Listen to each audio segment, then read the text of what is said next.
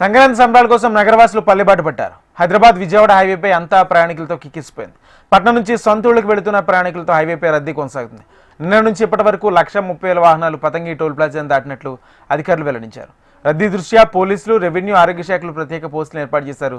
Toll plaza దగ్గర తాజా పరిస్థితిని మాకు కరెస్పాండెంట్ పర్మిషన్ అందిస్తారు. సంక్రాంతి పండుగ సందర్భంగా రాష్ట్ర ప్రభుత్వం స్కూళ్లకు, కాలేజీలకు సెలవులు ప్రకటించింది. దీంతో ప్రజలు సొంత ఊళ్లకు ప్రయాణమవుతున్నారు. ఈ క్రమంలో బస్సులో రద్దీ నెలకొన్న దృష్ట్యా ప్రయాణికులు తీవ్ర ఇబ్బందులు పడుతున్నారు. మొబైల్ టాయిలెట్స్ ఏర్పాటు చేయలేదని మండిపడుతున్నారు. దీనికి సంబంధించి పూర్తి సమాచారం మా ప్రతినిధి రజిత అందిస్తారు. భారీగా సొంతూర్లకు పయనమైపోతున్నారు పట్నం వాసులు. దీంతో నగరంలోని ప్రధాన బస్ స్టాపులన్నీ కూడా జనాలతో రద్దీగా మారాయి.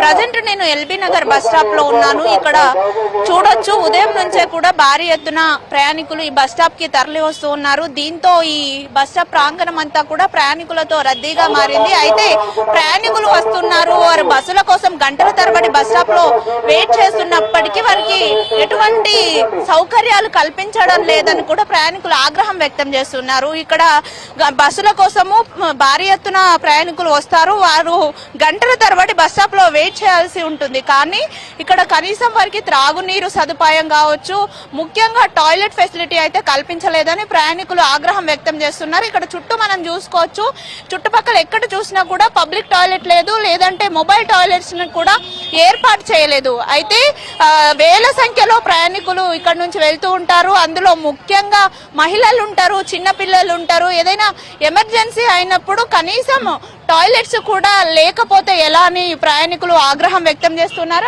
కొన్ని చోట్ల అయితే సౌకర్యాలు కల్పించినప్పటికీ కూడా మరికొన్ని చోట్ల ఎటువంటి సౌకర్యాలు లేక ప్రయాణికులు ఇబ్బంది పడుతున్నామని కూడా చెప్తున్నారు. మనం చూస్తున్నాం విజువల్స్ లో కాలేజీ పోయే అమ్మాయిలు కావచ్చు, అంటే వృద్ధుల నుండి పిల్లల వరకు ప్రతి ఒక్కరు కూడా కుటుంబాలతో సహా ఇక్కడికి వస్తూ ఉంటారు బస్ స్టాప్లకి. కానీ బస్ స్టాపుల్లో కనీస వసతులు కూడా కల్పించకపోవడం పట్ల తీవ్ర ఆగ్రహం వ్యక్తం చేస్తున్నారు. చుట్టుపక్కల కూడా ఎక్కడ చూసుకున్నా పబ్లిక్ టాయిలెట్ అందుబాటులో లేనట్టుగా మనకు కనిపిస్తుంది. ఇప్పుడు ఈ బస్ స్టాప్ ప్రాంగణం మొత్తంలో కూడా ఎక్కడ మనకి వాటర్ ఫెసిలిటీ కానీ టాయిలెట్ ఫెసిలిటీ కానీ కనిపించడం లేదు. దీంతో ప్రయాణికులు తీవ్ర ఇబ్బందులను ఎదుర్కొంటున్నారు. అత్యవసర పరిస్థితి అయితే ఏం చేయాలని కూడా వారు అడుగుతూ ఉన్నారు ప్రయాణికులంతా కూడా.